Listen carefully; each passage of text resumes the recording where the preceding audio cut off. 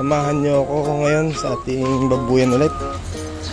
Dahil tayo ay magkakapon o magkakastraight ng ating mga piglets. So, samahan nyo ulit ako.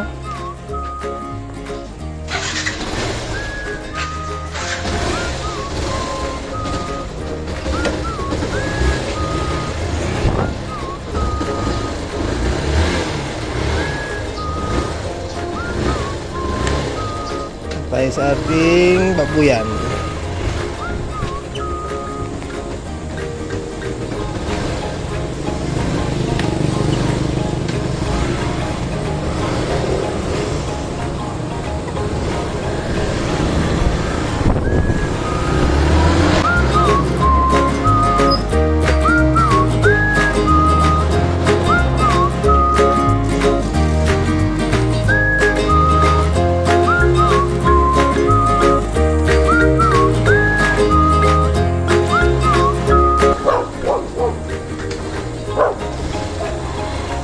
Nabol pa nga ng aso. Shit!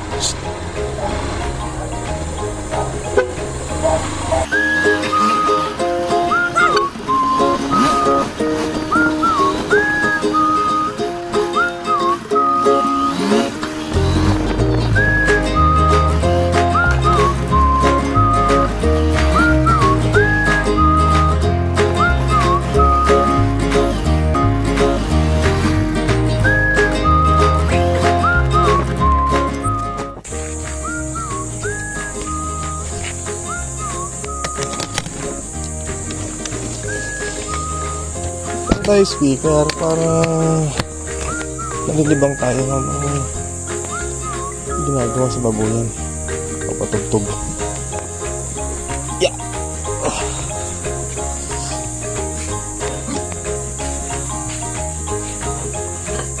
So yan yung inahin natin. Yan. Nasumpitan ko na to. Mag 21 days na to. Ito nasumpitan ko na din. Almost 1 month na to. Ito yung sinumpitan ng isang araw. So yan. Pakain ko na kasi ng umaga mga yan eh. So umaga tayo magka-straight.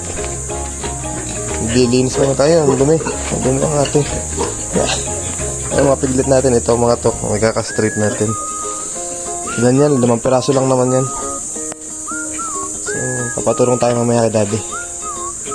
Linisin muna natin bago castrate. Samahan niyo ako. Linis muna tayo. Linis muna tayo ng turon nila. Ayun o, mabilis lang to. Saglit lang pa. Ito na yun.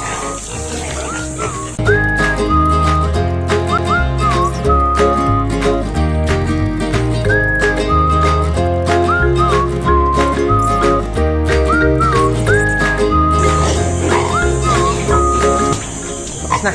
Kasi sakit lang to eh.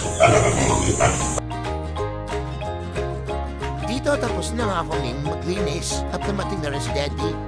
Kaya sinimulan na rin namin mag-castrate. Bali 12 piglets yan.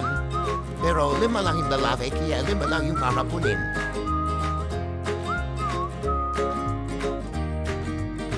Ten days old na ang below na yan. Sa ika-10 days kasi kami lagi nagka-castrate na mga beat namin. Mas madali kasing hawakan. At mas mabilis kumaling ang sugat nila para mabiwalay. Magaling na talaga ang sugat nila.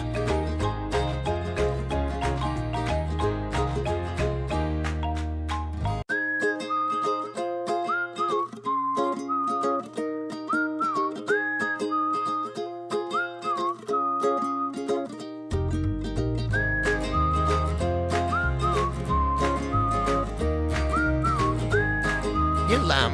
Salamat sa panonood. Sana nag-enjoy kayo.